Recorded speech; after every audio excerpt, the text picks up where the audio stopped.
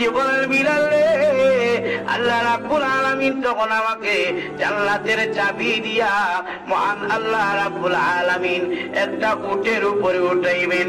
এটা দেখতে দেখা যাবে দুনিয়ার উটের মতো, কিন্তু আসলে এটা দুনিয়ার রক্তে মাংস করা কোন উট হবে না, জান্নাতি উট।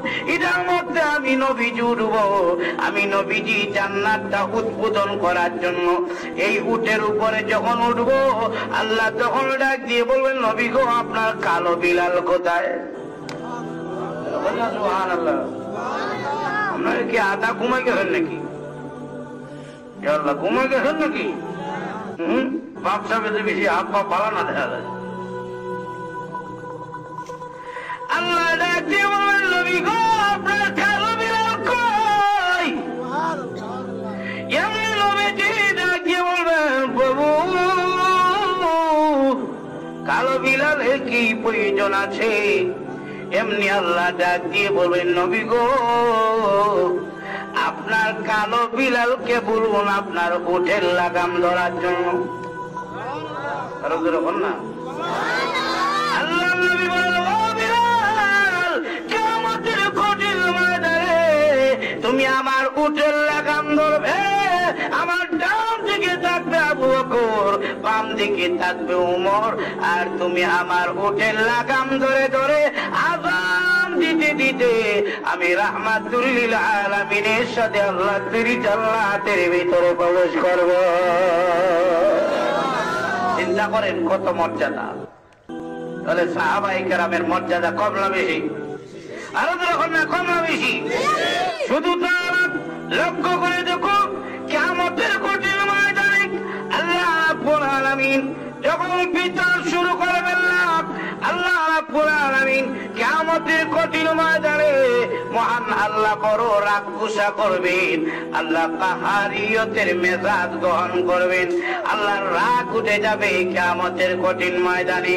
আর আল্লাহ রাব্বুল আলামিন বলেন, ইয়াউমা ইয়াকুমুর রূহু ওয়াল মালাইকাতু সাফা লা ইয়াতাকাল্লামুনা ইল্লা মান আযিনা লাহুর রাহমান।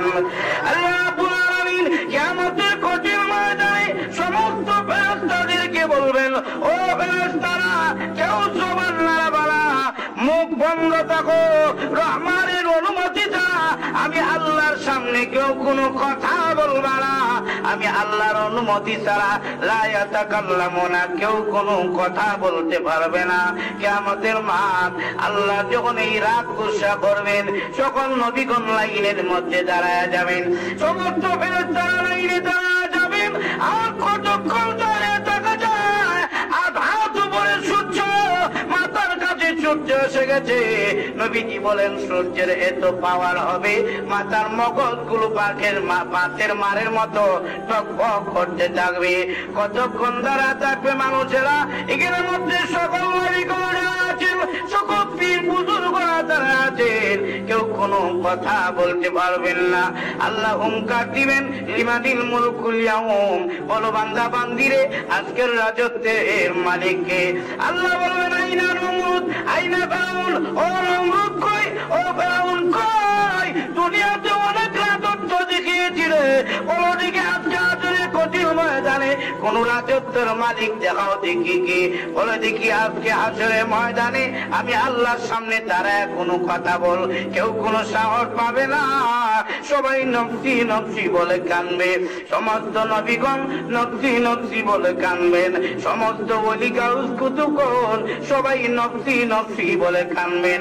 কেউ কোনো কারো চিন্তা করে না, নবীগণ তার উম্মতের চিন্তা করে না। আর কোন পয়গম্বর তার উম্মতের কোন চিন্তা নাই, কোন পীর সাহেব তার মুরিদানের চিন্তা করে না, বাবা তার সন্তানের চিন্তা করে না, গর্ভধারিণী মা হাসরে ময়দানে সন্তানের কথা মনে করে না। কোন কথা কেউ ওই দিন বলতে পারবে না। সবাই বলবে আল্লাহুম্মা ইয়া নাফসি, ইয়া নাফসি নাফসি বলে সবাই কাঁদবে। আপনার আমার নবী বিশ্বনবী রাহমাতুল লিল আলামিন নাফসি নাফসি বলে কাঁদবেন না, উম্মতি উম্মতি বলে কাঁদবেন না। নবীজি আল্লাহর আরশের নিচে গিয়ে সিজদায় পড়ে আমার মহান আল্লাহর প্রশংসা শুরু করে দিবেন। আপনার আমার নবী বিশ্ব নবী রাহমাতুল লিল আলামিন প্রভু গো, আপনি তো কথা বলতে নিষেধ করেছেন, প্রশংসা করতে তো নিষেধ করেন নাই। আরো জোরে বলুন সুবহানাল্লাহ। কথা বলতে নিষেধ করেছেন, কিন্তু আপনার প্রশংসা করতে তো নিষেধ করে নাই। নামাজের মধ্যে কথা বলা যায়নি। আরো আসতে বলুন। আমার এলাকায় কুদ্দুর কোয়া যায় মনে হয় নাকি? নামাজের মধ্যে অল্প কথা কোয়া যায় না? নামাজের মধ্যে কথা বলা যায় না। মুয়াজ্জিন পিছনে আর মুসল্লিও পিছনে, আর ইমাম সাহেব কয় আল্লাহু আকবার। এমনি টাকা দেখে দুইজন মুসল্লি নামাজের মধ্যে কথা কয়। ইমাম কার ফিরে কয়, কিরে মুসল্লি মাথা কে লাগে? তাহলে ইমামের কি নামাজ থাকবো? আরো ধরে বলো না। নামাজের মধ্যে কথা বলা যায় না। কথা বললে মুসল্লিরও নামাজ থাকে না, ইমামেরও নামাজ থাকে না। আরো ধরে বল না। কিন্তু নামাজের মধ্যে কথা বলা না গেল আল্লাহর প্রশংসা করা যায় কি যায় না? আরো দেখুন, আল্লাহর প্রশংসা করা যায় না? আর প্রশংসা করতেছেন। আলহামদুলিল্লাহি রাব্বিল আলামিন আর রাহমানির রহিম মালিক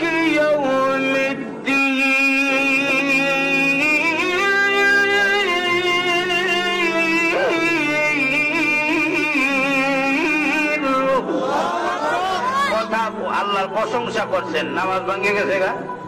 আর আসতে পারেন, নামাজ ভাঙ্গে গেছে গা? নামাজের মধ্যে কথা বলা যায় না, কিন্তু প্রশংসা করা যায় কার? আলোচনা বলেন, প্রশংসা করা যায় কার? আল্লাহর প্রশংসা যদি নামাজের মধ্যে করেন, নামাজ ভাঙবে না। আল্লাহর নবী বিশ্ব নবী রাহমাতুল লিল আলামিন আসলে কঠিন ময়দানে উম্মতি উম্মতি বড় কাঁদবেন না, নফসি নফসি বড় কাঁদবেন না। আপনারা বললেন শ্রদ্ধায় পড়ে বলবেন, প্রভু গো, কথা বলতে নিষেধ করেছেন, প্রশংসা করতে তো নিষেধ করেন নাই। আল্লাহর নবী বিশ্ব নবী রাহমাতুল লিল আলামিন তখন মহান আল্লাহর প্রশংসা শুরু করে দিবেন। আনতা রাব্বুল আলামিন, আনতা রাব্বুল আরশিল কারীম, আনতা যুল জালালি ওয়াল ইকরাম, আনতা হাইয়্যু ইয়া কাইয়্যুম, আনতা রাব্বুস সামাওয়াতি ওয়াল আরদ, আনতা হাইয়্যু ইয়া কাইয়্যুম। এমন ভাবে আল্লাহর প্রশংসা শুরু করে দিবেন। আল্লাহ ডাক দিয়ে বলবেন, নবী আমার আসলে কঠিন ময়দানে কোন পয়গম্বর কোন কথা বলতে পারে না। আসলে কঠিন ময়দানে কারো কোনো সাহস নাই কথা বলার গো। কিন্তু নবী গো, আপনার প্রশংসা শুনলাম, আপনি যে এমন প্রশংসা করলেন নবী গো, আপনি এমন প্রশংসা করলেন, দুনিয়াতে এত প্রশংসা কেউ কোনোদিন করে নাই, আপনিও করেন নাই। আজকের আসলে কঠিন ময়দানে কেউ নবী কোনো কথা বলতে পারবে না, কিন্তু আপনার প্রশংসা শুনে আমি আল্লাহর কুদরতি অন্তর ঠান্ডা হয়ে গেছে। নবী গো, হাসরের ময়দানে আপনাকে সর্বপ্রথম কথা বলার অনুমতি আমি আল্লাহ দিলাম। আমি হাসরের ময়দানে আপনার কথা বলেন, আর কাউকে আমি আল্লাহ কথা বলার অনুমতি দিব না। সুবহানাল্লাহ বলে